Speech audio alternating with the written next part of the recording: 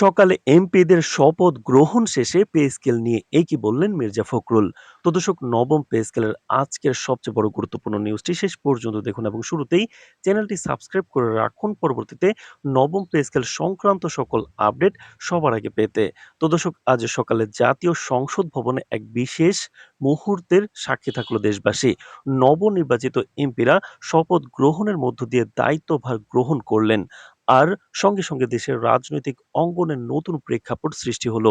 শপথ গ্রহণের অনুষ্ঠান শেষে সাংবাদিকদের সঙ্গে আলাপচারিতায় বিএনপির মহাসচিব মির্জা ফখরুল ইসলাম আলমগীর প্রকাশ্যে জানিয়েছেন, নবনির্বাচিত এমপিরা সর্বপ্রথম পে স্কেল বাস্তবায়নের বিষয়টি অগ্রাধিকার হিসেবে দেখবেন।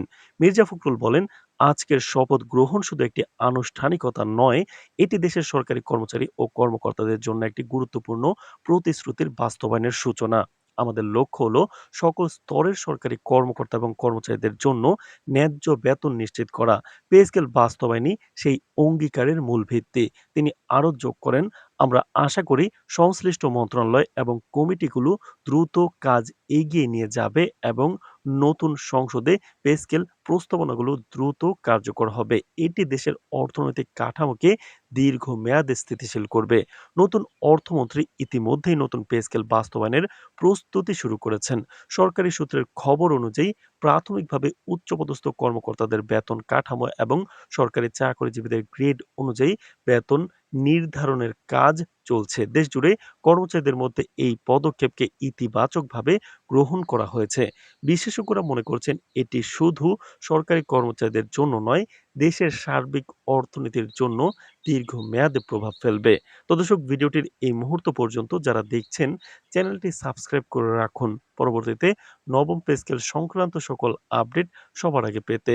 রাজনৈতিক বিশ্লেষকরা বলছেন, শপথ গ্রহণের সঙ্গে সঙ্গে পে স্কেল বিষয়ে নজর দেওয়া নতুন সরকারের প্রশাসনিক স্বচ্ছতা ও দৃষ্টান্ত স্থাপনের লক্ষ্যে একটি গুরুত্বপূর্ণ পদক্ষেপ।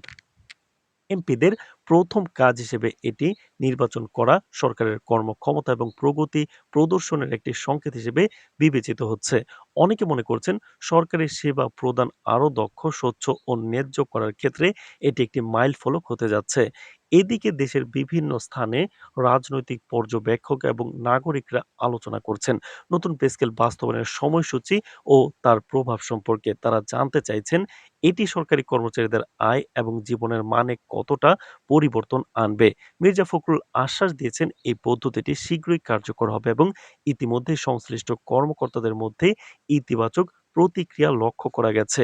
পেছনের প্রেক্ষাপট বিবেচনা করলে বোঝা যায়, পূর্বের পে স্কেল অনেক ক্ষেত্রে সময়োপযোগী নয়, বরং তা প্রায়ই সরকারি কর্মকর্তাদের ন্যায্য সুবিধা নিশ্চিত করতে ব্যর্থ হয়েছে। নতুন সরকারের এই পদক্ষেপ সেই শূন্যস্থান পূরণ করে উদ্যমী হয়েছে। মির্জা ফখরুলের বক্তব্য অনুযায়ী এটি শুধু একটি আর্থিক বিষয় নয়, এটি কর্মচারীদের মর্যাদা ও দেশের অর্থনৈতিক স্বার্থ সংরক্ষণের বিষয়। নতুন পে স্কেল বাস্তবায়ন আমাদের সরকার ও প্রশাসনের জন্য এক গুরুত্বপূর্ণ অঙ্গীকার। শপথ গ্রহণের পর রাজনৈতিক মহলে এ বিষয়ে ব্যাপক আলোচনার জন্ম হয়েছে। বিভিন্ন বিশ্লেষক এবং অর্থনীতিবিদরা একমত যে পে স্কেল বাস্তবায়ন সরকারি কর্মচারীদের জীবনযাত্রার মান উন্নত করবে এবং দেশের সরকারি সেবাকে আরো কার্যকর করবে। দেশের নাগরিকদের প্রত্যাশা, নতুন এমপিরা এবং সরকারের সংশ্লিষ্ট মন্ত্রণালয় এ বিষয়ে দৃঢ় অবস্থান রাখবেন এবং পে স্কেল বাস্তবায়নকে দ্রুততার সাথে সম্পন্ন করবেন। তো দর্শক, ভিডিওটির এই মুহূর্ত পর্যন্ত যারা দেখছেন, চ্যানেলটি সাবস্ক্রাইব করে রাখুন নবম পে স্কেল বাস্তবায়ন সংক্রান্ত সকল আপডেট সবার আগে পেতে। পরিশেষে, আজকের দিনটি শুধু নতুন সংসদ সদস্যদের দায়িত্বভার গ্রহণের দিন হিসেবে নয়, বরং দেশের সরকারি কর্মচারী ও কর্মকর্তাদের মর্যাদা রক্ষার ক্ষেত্রে একটি গুরুত্বপূর্ণ মাইলফলক হিসেবে ইতিহাসে স্থান করে নিল। শপথ গ্রহণের মাত্র কয়েক ঘন্টার মধ্যেই পে স্কেল বিষয়টি কেন্দ্রীয় আলোচনার শীর্ষে উঠে এসেছে, যা দেশের রাজনৈতিক ও অর্থনৈতিক অঙ্গনে একটি ইতিবাচক বার্তা বহন করছে।